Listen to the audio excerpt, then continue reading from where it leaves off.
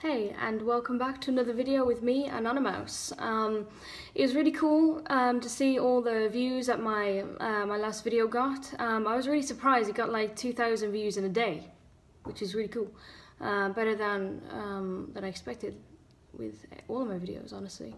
I remember when I put my first video up, when I got 10 views, I was like, yeah, 10 people are watching me, and now it's 2,000, which is so cool. So thanks.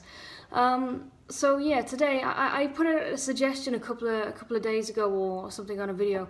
I can't even remember my own videos about suggestions for me to talk about, and one that came up, which I knew I would have to talk about sooner or later, which is a bit of a tricky subject for me anyway, is the subject of superstitions, demons, Satan, bad spirits, and all that kind of thing, because seriously, as you probably know, if you're a Jehovah's Witness right now, or if you're an ex-Jehovah's Witness, or you study with them, or you know anything really about them, Jehovah's Witnesses are completely obsessed with two things: sex and demons. Two things. And it's funny because Jehovah's Witnesses say things like they're not superstitious. They don't believe in like Lucky 13 or black cats crossing the road or stuff like that. You know, they don't say bless you after you sneeze, because apparently people used to say bless you because when you sneeze, your soul comes out. So you have to say bless you or God bless you, so you cram it back in. So Jehovah's Witnesses say you can't say bless you or gesundheit or whatever after somebody sneezes. And also you can't clink glasses with a toast, and you can't throw rice at a wedding and stuff like that. Because they say these customs are rooted in superstition and all that kind of nonsense that we don't believe in, because as Jehovah's Witnesses, we're not superstitious, we don't believe in that stuff. And yet actually, when you look at the way Jehovah's Witnesses teach, the way they think, the precautions they take, that protects them and all that kind of thing, they are actually super superstitious people, which is quite strange because they pretend that they're not. So if you have been a Jehovah's Witness, or you're still one, or you're studying with them, you're probably well aware of the stories that are told about demons in particular. Now, I remember when I was growing up, even talking about demons, like telling stories about, oh, sister so-and-so had an experience, or I remember this happened in my old house, or whatever. Like for me, my mom and dad used to tell me that talking about demons, merely talking about them, can invite them into the house. And so even talking about them put like a fear into us, you know, that we were going to attract them or something to the house. I think that we've all probably had silly stories when it comes to superstitions and people believing that demons have come about or have been conjured up or whatever by talking. And I remember that some of the most stupid ones were my aunt had a vinyl of a Karma Chameleon or something. It's an old record to me anyway. And she bought the record because it was popular. And then another witness family in the congregation, because it was popular, wanted to borrow it. So they did. And then the next day, they brought it back to my aunt and said that she needs to burn it or break it or something. Why? It's a record. What's the big deal? They said, no word of a lie, they had listened to this vinyl.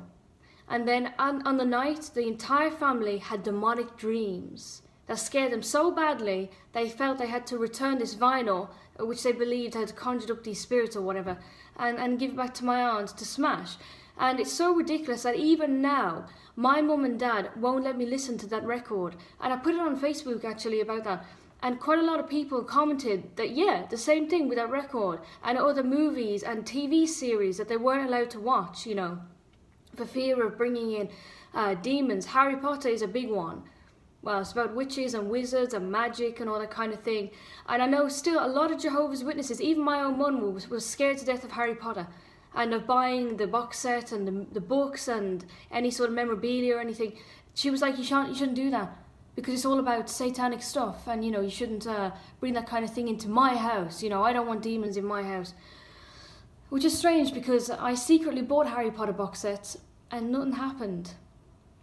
And obviously horror movies were out of it as well. I know a lot of Jehovah's Witnesses will not watch horror films on the principle that they think they're going to bring in demons into the house.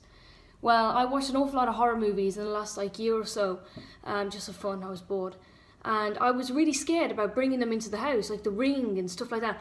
And what was the other one? The Babadook. I was scared of that one. It's so stupid. I'm 25 and I'm scared to death of bringing in horror films into the house because I'm scared it's going to bring a demon in. It's kind of ridiculous, actually, when you think about it. And I did it anyway, and nothing happened. I mean, that's not to say, let's just get this straight as well, a disclaimer. I am not an expert on the universe. I have not seen everything there is to see in this world. I have never been to outer space. This universe is vast. So sometimes people say to me, which they have on the comments, are you saying that you're an atheist now? Are you saying that you don't believe in demons and spirits and God and stuff? So what's your stance on that? Well, my stance is, I don't know. I don't know. I think that people who say, and this is just my personal opinion here, I think people who say, I do not believe in anything, except for what I see with my own eyes, a bit arrogant maybe? This is just my thoughts here, because, come on, we are a speck in the universe. I watched a video on Facebook before about just how small we are, and it sort of zoomed out from someone like me, like a person, and zoomed out to their country, and of course you lose sight of them straight away, they're just lost, and then out of the country to the Earth, and then the galaxy, and it just keeps getting bigger until we're lost. There are so many planets and beautiful galaxies out there. I don't know what's out there. Nobody does. You know. So in that case, I don't know, honestly, if Satan or the demons or spirit creatures or something else, aliens or whatever, are out there, because I don't know. I've never seen evidence to the contrary or otherwise, so I don't know. So when it comes to, you know, Jehovah's Witness stories, all I can go from is, well, what do I know about Jehovah's Witnesses and the way they believe in things? Well, Jehovah's Witnesses seem to get, what's the word, overexcited about certain things. For example, they believe in things that aren't real, but they think they are. For example, a young sister accepts a lift from a young brother when they leave the territory after the ministry. Now, the Jehovah's Witnesses do not think, hey, it's none of our business, we can't assume anything. What they assume is straight away is that you're having some kind of affair, or that it's inappropriate, or that it's a compromising situation. And so next thing you know, you get pulled up and you get told by the elders or whoever, but well, the elders I suppose, that it is inappropriate for a woman on her own to be in a car or, you know, in a room or whatever with a man on his own, because it leaves the door open to inappropriate situations. So you shouldn't do that. Now, what I'm saying with this bizarre example is, even if something isn't real, Jehovah's Witnesses have this preconceived idea stuck in their head, and any evidence, you know, oh, they're together alone, or oh, they went into that room alone, or oh, they're always working together on the ministry. To them, that is evidence that their preconceived idea or assumption is true. So when it comes to demons and things like that, their preconceived idea is obviously that these things exist, that Satan is real, that the demons are real. And not just that, but they honestly and firmly believe that these creatures are specifically targeting God's people. This is where their logic sort of comes from. They say things like, which we've been told from the platform many times before, why does Jehovah's Witnesses, when they seem to have God's protection, get the most demon attacks, they think, or get any demon attacks? That doesn't make any sense. Well, their theory is that Satan the devil is specifically targeting God's people.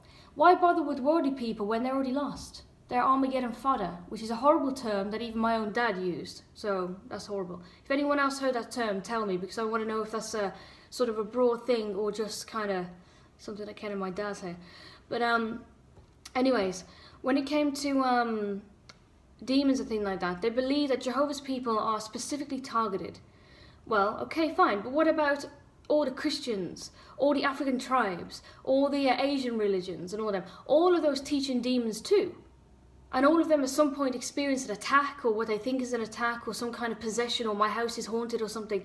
And it's funny, I always think it's kind of funny, because when it comes to people who don't believe in that kind of thing, they never seem to have a problem. It's only the people that believe in it that seem to have a problem, you know. And I think that's a bit ironic, because when they try to speak to people who aren't Christians or whatever religion it is and say, I believe in demons, and an atheist walks along and says, I don't believe in that at all, and they go their entire life and they never have a problem.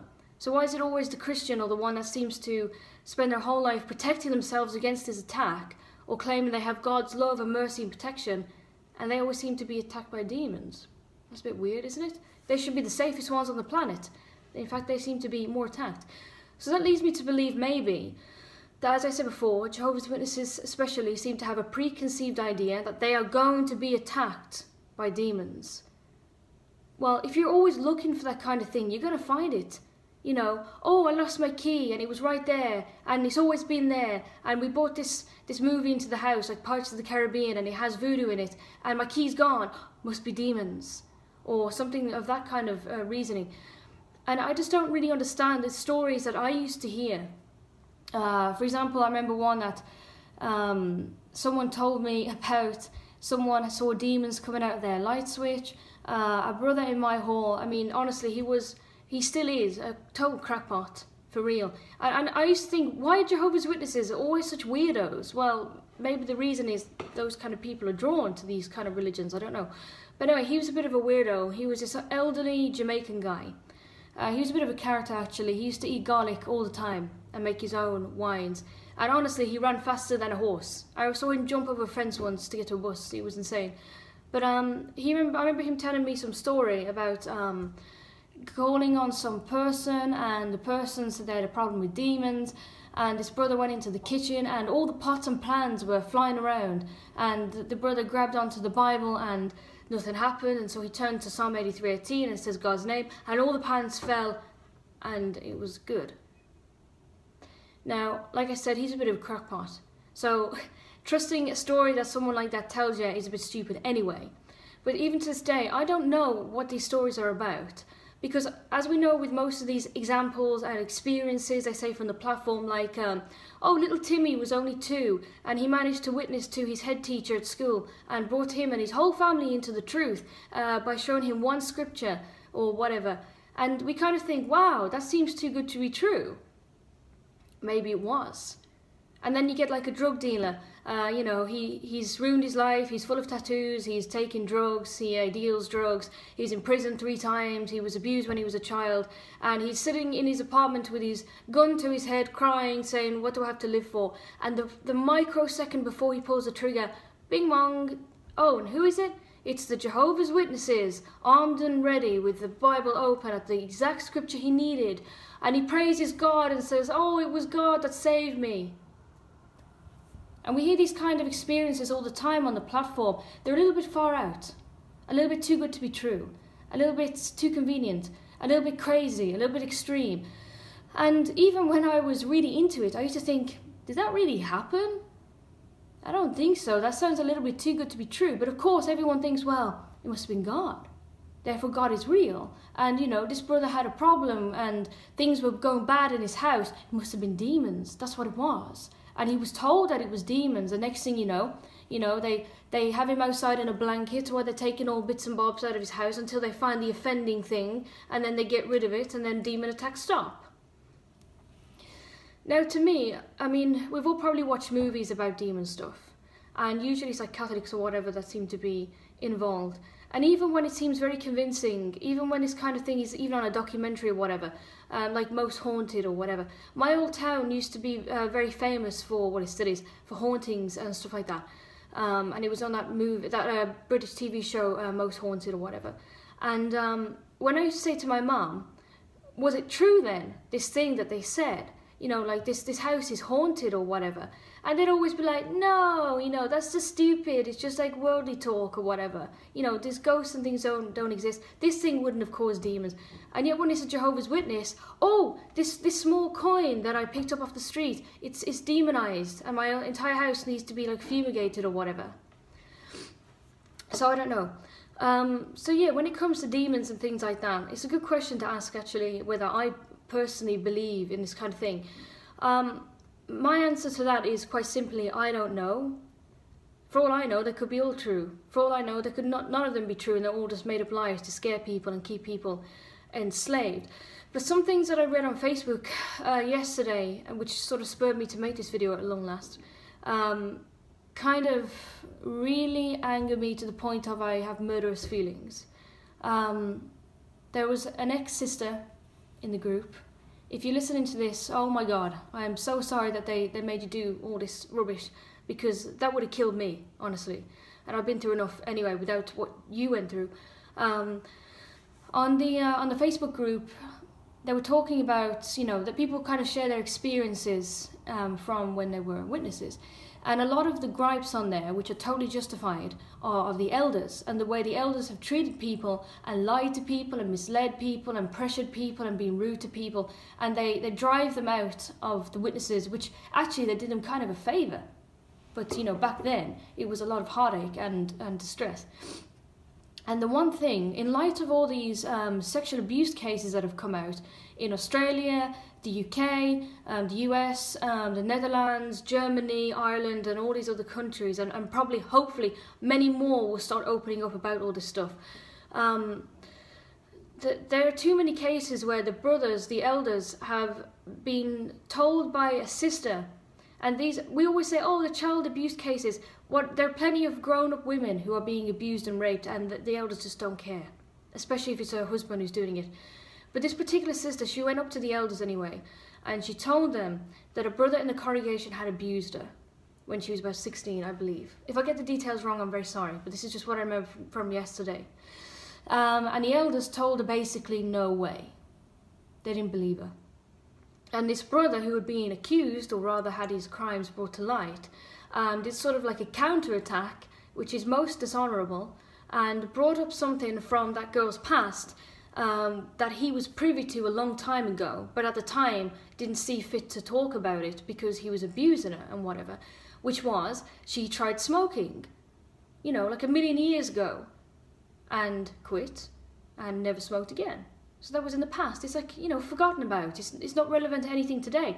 But because this brother had been accused, now it's convenient to bring up that. So then he starts a judicial committee. Oh, this sister smoked like so many years ago and never confessed. So we need to have a committee now to sort out that problem. So this sister found herself suddenly dragged into that room with 3 elders, one of which was the guy that abused her.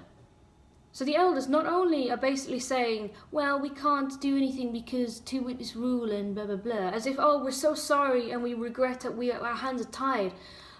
They're actually showing that this elder is going to be on your committee. So not only do we not believe, not only can we not do anything, but we don't believe you.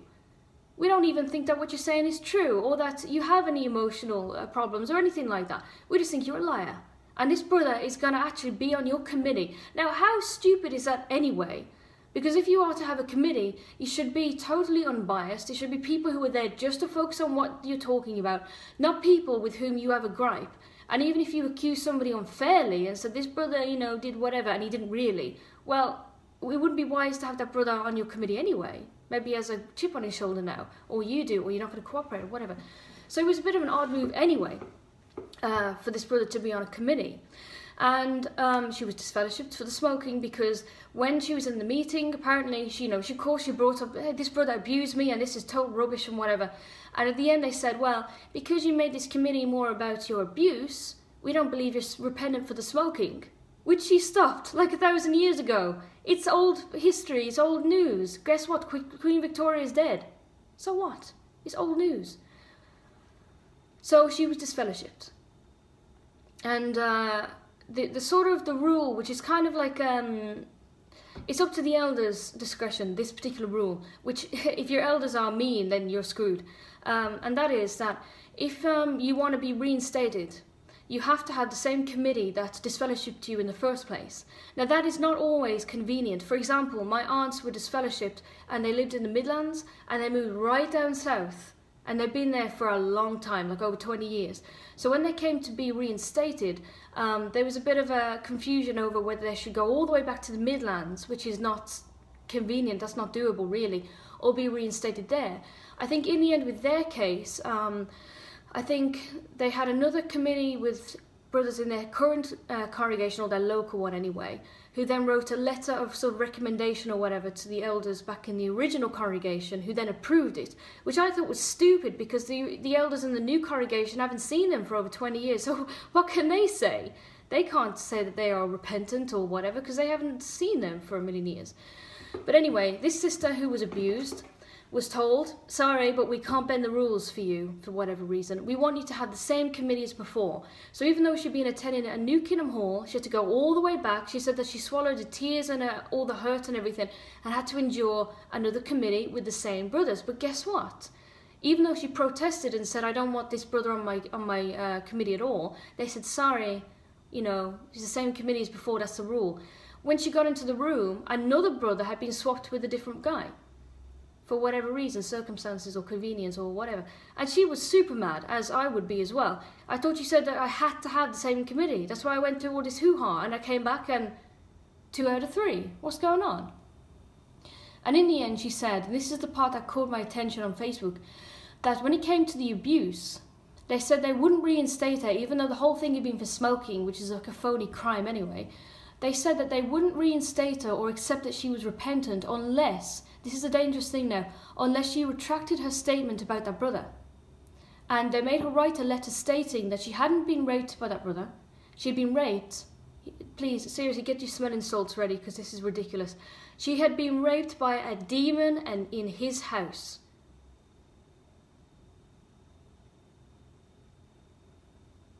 Seriously, it leaves me speechless. When I read that, I stopped, I put my phone down, and I just thought, the murderous rage is building. Because, I mean, for goodness sake, okay, I have a mouth like a sailor now, so sorry about that, but I'm going to retry hard. But for goodness sake, she had been raped by a demon in his house. Now, that is not the first time I've heard claims by the witnesses that demons sexually assault people. I remember a story once that was told that a sister was molested in her own bed by a demon. And as a child, that absolutely terrified me. I thought, oh my God. I thought they just made things fly around and appeared as ghosts for a second and then disappeared. I didn't know they could touch you up. What else could... And I thought, well, if they can do that, if they can physically touch you and you know that they're there, well, what stops them from beating us up every night? From pinching and poking us, from throwing us out of windows? Okay, they don't want us to die, that's what we're being told. They don't want God's servants to die because, you know, we get a one-way ticket to the happy hunting ground, and they don't want that. What's the point? They would rather us lose faith in God. But then what's the point of attacking people in the first place then? Isn't that just affirming that they are in fact real, which in that case confirms the Bible is real, which makes people stick closer to God? So to me, that doesn't seem like a very reliable technique to use in the first place. But yeah, I've heard crap about that before, because it is crap. There are many more horrible words that could describe that. One of the nicest things about travelling actually is that you learn swear words in all different languages, and the ones in Hindi are absolutely horrendous. I would apply those to that experience there. So she had to write a letter stating that she had in fact been assaulted not by him but by a demon in his house. And when people were talking in the comments like, what the hell and all this stuff, you know, what was that about? She said, somebody said, how did a demon get in his house anyway? Isn't that a bad sign? An elder shouldn't have a demon in his house. And she said, oh, they basically said something like that she had brought it in. And then they sort of had a sob story saying, oh, me and my wife had to endure all this stuff because you brought a demon into our house. So yeah, when it comes to Jehovah's Witnesses and demons and possession and hauntings and my house has demons in it and all this stuff, look, for me, I would say that 99% of these stories are utter bullspit, for real. Bull excrement, for real. Because for goodness sake, they just seem to be the obvious tactic which has been used by the Catholics and by practically every religion, especially ones in Africa as well, with all the voodoo and all these little trinkets and things and rituals for scaring off demons. It all seems for the same purpose: to terrify people, to put the fear of God in people, to put the fear of devil in people, and to make people stick very closely to that religion. Because I feel like if I leave my religion, like if the witnesses or the Catholics or whatever, the demons are going to get me. Now, I have to admit, when I left, and I kind of, at the time, I still believed in Jehovah and everything. I was praying, and I sort of said to God, the one thing that I really am afraid of leaving, I can give up your protection in every other way, because for goodness sake, God doesn't protect anybody, we know that, I know that. But I thought, oh my gosh, I'm not sure how I'm going to cope if I get like, you know, into trouble with spirits and things. That's what I need your Holy Spirit to help me. And that was one thing I was really super scared of, honestly. Looking back, it's just like, oh, what the hell, what was I thinking? But I think it is something that holds a lot of people back. But I don't think that kind of thing is real, to be honest. In fact, an atheist guy that I know says that he, just for a laugh, he tried inviting them. He was like, come and get me, and nothing happened. And I just thought it's kind of ironic that Jehovah's Witnesses are terrified of even mentioning the D word and not the one that we think of, the boring word, the demon word. And they're terrified of mentioning it in case it brings them in. Oh no, what are we going to do? And even my nan and granddad used to sleep with the Bible open at Psalm 83:18 just in case. And yet atheists and other people have no problem. So yeah, so when Jehovah's Witnesses say, oh, we're not superstitious, I think, yeah, you are. If you feel like you need to sleep with the Bible open at that page, or you think that calling upon the name of God is going to save you, or whatever, to me that is superstitious. Or the stupid things like wind chimes. I remember one sister, she was like newly baptized or whatever, had wind chimes in her garden, and my dad, who was an elder, sort of took me and my sisters around to see her, and straight away he was like, you best take those down. You know, and he started showing us scriptures and all this nonsense and saying, oh, wind chimes are there to bring in demons. And I thought, what is a wind chime? It's bits of wood clanking together in the wind. Oh, but whatever. And they were so superstitious about wind chimes. I even had an electric keyboard with different, different tones, like, piano, guitar, harp, and whatever. And then it went into like the cool, like 80s stuff, and you could like synthesizing and all those kind of sounds. And then it had stuff like, fire alarm, car, police car, dog barking, and then it had wind chimes. And when I first got this keyboard, it was like a really nice one, a Yamaha, it was like really nice. And I was kind of like twisting the button to get all these tones up and playing. And I accidentally hit the wind chime one. Straight away, my mum and dad were like, you best turn that off. Don't put that one on again. And I was like, why? I thought, if they say this demon thing, I'm going to be mad. Straight away, because of the demons. I thought, dear me, I'm going to bring the demons in the house with 3 blind mice. It's so stupid, I swear. So if you've had like experiences of the witnesses telling you that, this spoon or this movie or this t-shirt or saying this word will bring in demons, put it in the comments. I really want to hear. And I also want to hear from people who've had demon experiences, or people who know people who they believe, or people that they don't believe, or whatever, because I want to hear. But yeah, in response to that guy's question who said, do I still believe in demons and things like that, I was saying, I don't know. But when it comes to believing stories about demons, particularly witness stories, I say, no, probably 99% of those in my view are exaggerated, made up, or the product of their imagination or fear. I mean, one witness lying in bed and something falls over in the next room and it's demons. And they're so afraid that they really believe it's true. And they pray to God and it doesn't happen again, so it must have been true. And the next day they're telling everyone and everyone believes. No, I believe that the belief in demons and Satan and all that kind of thing is purely to sort of scare people into staying within the so-called protection of the congregation, which is just a placebo, it's just an illusion. Another guy was really outraged that I'd left the truth and said, how can you leave the protection of God? There is no protection of God. I was raped several times. I don't recall God trying to help me. And people have been mugged. Their houses have burned down. They've lost their job and been into poverty. And God does not protect his people. I mentioned that on the last video, I think anyway, about my views on God and protection. But when it comes to demons and things like that, I don't know. And as for God protecting his people, well, it's kind of funny that his people seem to experience more demon attacks than the average person, so he's not doing a very good job of protecting you, huh? So yeah.